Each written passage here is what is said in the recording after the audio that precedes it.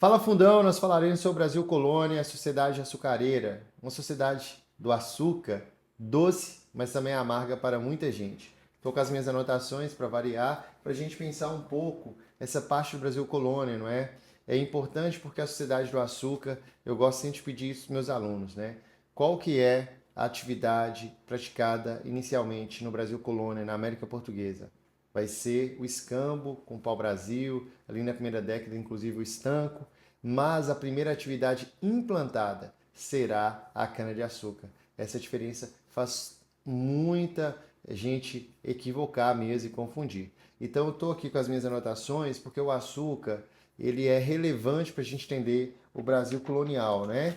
Primeiro é entender que o interesse, a escolha da cana-de-açúcar aqui no Brasil está intrínseco, está ligado, conectado com as demandas da metrópole Portugal. Ou seja, a América Portuguesa passa a ser área complementar, área fornecedora de materiais primários, tropicais, para a sua metrópole Portugal, não é? E aí há uma junção, há um conjunto imenso de fatores. Eu posso pensar, dentre eles, a própria cana-de-açúcar ter um valor altamente lucrativo no mercado internacional, não é? Eu quero lembrá-los que a cana-de-açúcar oriunda ali da região do subcontinente indiano e vai transformar os sabores, não é? Portugal já tinha conhecimento, já conhecia o açúcar, eu tenho que lembrá-los que a presença árabe no território da Península Ibérica é marcante, os próprios cruzadistas que vinham do Oriente traziam especiarias, além de que no século XV o Estado português já tinha investimentos sobre o açúcar. Outro ponto, ou seja, altamente lucrativo, o conhecimento que os portugueses tinham, depois dos investimentos que tinham, a coroa portuguesa, né? Os portugueses já conheciam, já investiam e também tinha nas suas ilhas atlânticas, Ilha da Madeira, do Açores, já tinha também a experiência do cultivo da cana-de-açúcar, já sabia fazer o manuseio, além dos créditos disponíveis dos flamengos, dos holandeses, não é? Todos esses conjuntos de fatores, somados também que esses mesmos holandeses sabiam fazer o refinamento, tinham a distribuição ali do mercado europeu, faz toda a diferença. Outro fator importante também é o litoral brasileiro. Quando a gente estuda as capitanias hereditárias, e eu sempre faço essa pergunta para os meus alunos, né?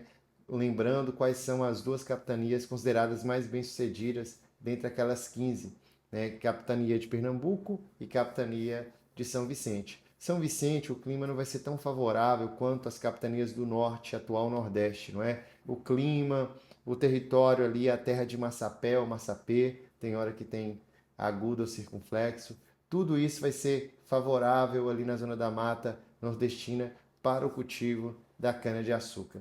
Então, nesse sentido, vai ser bem doce, vai produzir muito dinheiro para o Reino de Portugal, para os holandeses. E ao mesmo tempo muito amargo, já que nessa sociedade a gente vai ter a escravidão, a escravização dos povos africanos. As capitanias do litoral nordestino atual, destaque para o recôncavo baiano, ali na Salvador e na Baía de Todos os Santos, e principalmente Pernambuco, que vai ser as regiões com maior concentração dos engenhos. O que são os engenhos? A unidade produtiva da cana-de-açúcar, não é? E é importante entender que nós vamos ter o sistema de plantation, não é? Grandes latifúndios, ou seja, grandes propriedades de terra, latifúndios, monocultores, uma cultura só, nesse caso de cana-de-açúcar, mas pensando na história do Brasil colônia até o Império, a gente pode pensar no café, no algodão, enfim, só uma produção. Então, mercado externo, latifúndio, monocultor, voltado para o mercado externo, como eu disse, e a escravização da mão de obra africana e seus descendentes. O engenho ele é formado por Casa Grande, Senzala, Capela, Moinda, Casa de Purgar e Caldeiras. Eu quero destacar no imediato a Moinda, Casa de Purgar e Caldeiras, que corresponde ao processo ali de transformar o caldo da cana em melado, melaço, depois fazer esse processo de secagem até chegar ali nos pães de açúcar, como eram enviados por Portugal e depois vão ser refinados pelos holandeses. Todo esse processo tem a ver com Moenda, Casa de Purgá e Caldeiras. Mas a Casa Grande e a Senzala cai em muitos vestibulares, ali que se dá as relações. Casa Grande e Senzala, por quê? A Casa Grande faz referência às relações dos senhores ali de engenho, sua família, o alto clero, ali entre iguais, enquanto nós temos a Senzala, que é o local específico de descanso, trancado, não é? Boa parte das senzalas no Brasil, descanso dos escravizados. O Gilberto Freire, um escritor muito importante, um pensador importante do Brasil, vai produzir um livro chamado Casa Grande Senzala, que é muito cobrado em sociologia, nas humanidades. E aí eu estou mencionando pela relevância do livro, embora a leitura sobre essa cordialidade, a maneira que Freire pensa tem sido refletida nos dias de hoje. Mas eu quero destacar como que a Casa Grande e a Senzala reflete essa sociedade, não é? E como que ela reflete uma sociedade hierarquizada, estamental. Ações sociais. Não é à toa que nós temos a capela, que também é um espaço da presença religiosa, da igreja, nas relações, na cristianização, na construção do cotidiano, do ordinário, sob a égide da igreja, sob a leitura de Deus. Bem, a sociedade do açúcar ela é hierarquizada, patriarcal e com pouca ou nenhuma mobilidade social. Saca para mim, por favor. Se a gente fosse fazer uma pirâmide, no topo nós temos os senhores de engenho, a sua família, que é considerado uma nobreza local, né, uma aristocracia, mas não nos moldes europeus, tá? Não de forma hereditária, mas uma construção ali de uma nobreza local, como a gente menciona, né, que desfruta, usufrui, goza de privilégios, estão no topo, não é? Nós temos também a base, os escravizados, os descendentes, que vão compor ali a mão de obra maciça, né? Como diz os jesuítas, as mãos e os pés do Brasil e dos senhores de engenho. Né? E por fim, no meio ali, um grupo do meio intermediário, nós vamos ter homens livres, pequenos produtores sem engenho, servidores e o baixo clero. Então, essa sociedade que você pode fazer aí no seu caderno, né, dividir em 3 grupos, é uma sociedade, como eu disse, patriarcal, com pouca ou nenhuma mobilidade e que reflete exatamente essa ideia aí da Casa Grande e da Senzala. Eu quero destacar 2 coisas. Primeiro, que a mão de obra indígena ela vai ser explorada, altamente explorada, durante boa parte do período colonial, em algumas regiões, inclusive de maneira contínua.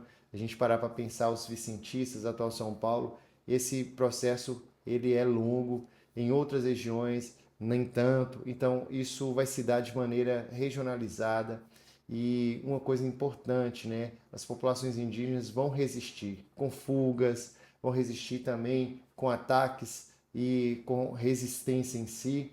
E depois nós vamos ter uma substituição gradual, e como eu disse, em algumas regiões essa substituição não se dará, né, da mão de obra africana, que aí a gente vai ter um comércio atlântico surpreendente, no sentido de números, de mortandade, de mortalidade, de boa parte das pessoas que vêm por aqui, do sentido humanitário, que vai ser, durante quase 4 séculos, o Brasil vai receber a maior parte dos escravizados nessa diáspora transatlântica que virão para cá. Inclusive, quero sugerir que você escute uma música sobre tumbeiros, né, do Rapa, que reflete um pouco sobre a construção no Brasil mesmo, da questão do negro, da violência, do racismo, que é algo de longa duração. Eu quero aproveitar e te sugerir para fazer algumas conexões deste conteúdo com outros, né? Primeiro sobre a sociedade açucareira, comparar com a sociedade mineradora, é muito importante. Outro aspecto é de que os holandeses estão altamente conectados com o processo do açúcar no Brasil e quando ocorrerá a União Ibérica, eles serão proibidos de continuar e eles irão invadir, sobretudo destaque para Pernambuco. Outro aspecto importante também é entender o papel da escravização, a importância também do açúcar nesse comércio do Brasil colônia e depois, mesmo com a independência do Brasil império, não é? Eu quero destacar também algo muito relevante, na opinião de muitos estudiosos, é como que essas relações elas se dão entre a Casa Grande e a Senzala como reflexo desse processo, mas além da ideia de os que mandam e os que obedecem, como também que há uma troca entre eles, nas missas, nas relações até mesmo dos dias de santo, nos dias sagrados, e nessas relações de resistência também é muito importante porque elas vão dar o tom, a tônica das relações sociais que vão ser muito percebidas por muitos vestibulares de Minas Gerais e do Brasil.